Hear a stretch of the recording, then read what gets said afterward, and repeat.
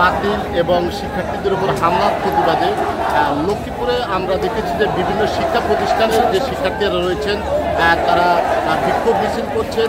এখন লক্ষ্মীপুর ঢাকা যে মহাসড়কের যে ডিসি অফিসের সামনে সেখানে তারা অবস্থান করছেন এবং সেখানে অবস্থান করে তারা কিন্তু বিক্ষোভ করছে। তবে এখানে যে শিক্ষার্থীরা অংশ নিয়েছেন সেটি লক্ষ্মীপুর সরকারি কলেজ, লক্ষ্মীপুর মহিলা কলেজ এবং পলিটেকনিক্যাল ইনস্টিটিউট সহ বিভিন্ন শিক্ষার্থীর প্রতিষ্ঠানের যে কয়েকশো শিক্ষার্থী তারা অংশ নিয়েছেন। তাদের একটি দাবি, এই কোটা বাতিল করতে হবে। পাশাপাশি এখানে যারা শিক্ষার্থীরা আহত হয়েছেন এবং যাদের উপর হামলা হয়েছে তাদের যে যারা জড়িত রয়েছে তাদের দৃষ্টান্তমূলক শাস্তির দাবি করছেন এখানকার শিক্ষার্থীরা। যদি আমি আপনাকে এখন দেখাতে চাই যে লক্ষ্মীপুর শহরের বিভিন্ন স্থান থেকে আমরা দেখেছি খণ্ড খণ্ড মিছিল নিয়ে বিভিন্ন শিক্ষা প্রতিষ্ঠানের শিক্ষার্থীরা তারা এসেছেন, তারা এখানে জড়ো হচ্ছেন, এখানে জড়ো হয়ে তারা বিক্ষোভ করছেন এবং তারা সড়ক অবরোধ করে রেখেছেন।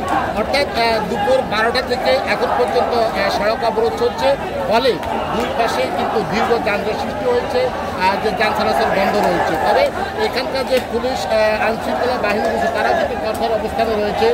ইতিমধ্যে যে এখানে অতিরিক্ত পুলিশ সুপার যে হাসান মুস্তফা স্বপন, তার সাথে আমার কথা হয়েছে, তিনি যেটি জানিয়েছেন শান্তিপূর্ণ যে কর্মসূচি চলছে এই কর্মসূচিতে পুলিশ যে কোনো ধরনের যেন অপ্রীতিকর ঘটনা না ঘটে এবং যেন কোনো ধরনের হামলা বা সংঘর্ষ না হয় সে ধরনের ব্যবস্থা নেওয়া হয়েছে আইনশৃঙ্খলা বাহিনীর পক্ষ থেকে। এর বাইরেও আমরা দেখেছি সন্ত্রাসী নৈরাজ্যের প্রতিবাদে যে লক্ষ্মীপুর উত্তর তেমনি এলাকায় কিন্তু ছাত্রলীগ যে তারা এবং আওয়ামী লীগের নেতৃত্ব তারা কিন্তু জড়ো হচ্ছেন এবং সেখানেও তারা বিক্ষোভ মিছিল করার কথা বলছেন। তবে এখানকার শিক্ষার্থীদের যে একটি দাবি, তারা বলছেন যতক্ষণ পর্যন্ত তাদের এই দাবি মেনে না নেওয়া হবে ততক্ষণ পর্যন্ত তাদের যে আন্দোলন সেটি অব্যাহত রাখবে এবং তারা কোনোভাবেই যে তারা সড়ক থেকে যাবে না, তারা আন্দোলন থেকে তারা পিছু হবেন না বলে তারা জানিয়েছেন। তবে এখানকার যে শিক্ষার্থীরা রয়েছে শিক্ষার্থীরা বলছেন যে তারা কোনো ধরনের উস্কানিমূলক এবং কোনো ধরনের সহিংসতা তারা জড়াতে চান না, তারা তাদের শান্তিপূর্ণ যে কর্মসূচি যেন সেই কর্মসূচিতে যেন কেউ বাধা না দেয় এবং যেন কোনো ধরনের হামলা না হয় সে ধরনের আহ্বান করছেন এখানকার শিক্ষার্থীরা।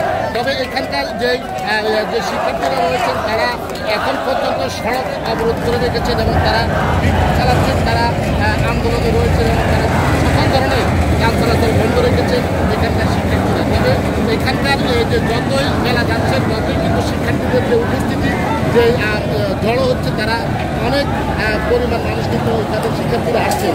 তবে এখানকার যে যেন কোনো ধরনের দুর্ঘটনা না ঘটে এবং পুলিশের পক্ষ থেকে সেটি আহ্বান করা হয়েছে।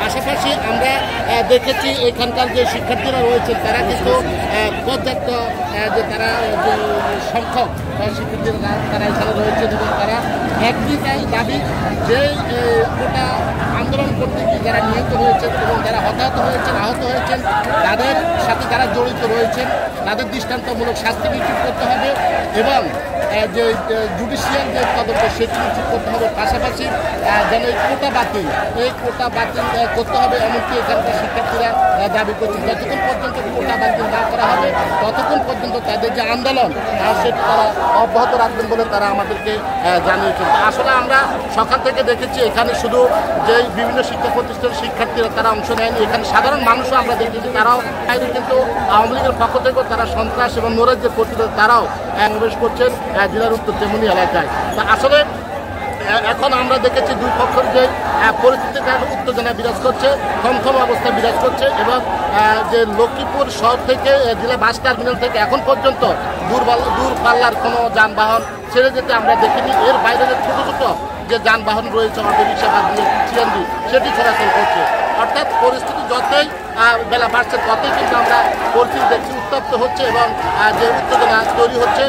এই ছিল লক্ষ্মীপুরের যে সাধারণ শিক্ষার্থীদের কোটা বাতিল এবং প্রতিবাদী যে অবরোধ সেখান থেকে জুমুর হল থেকে সর্বশেষ তথ্য।